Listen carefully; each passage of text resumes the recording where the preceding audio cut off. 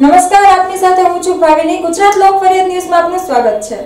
રાજકોટમાં પોલીસ બની દબંગ।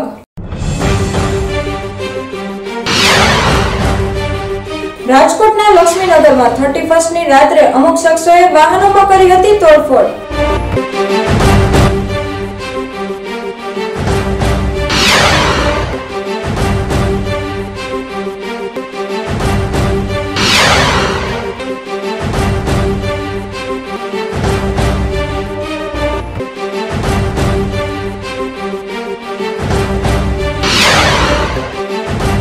જનૂની બનેલા સિંહો બદલાયા બકરીમાં। પોલીસે તમામ શખ્સોને ઘટના સ્થળે જ લઈ જઈ કરી સરભરા।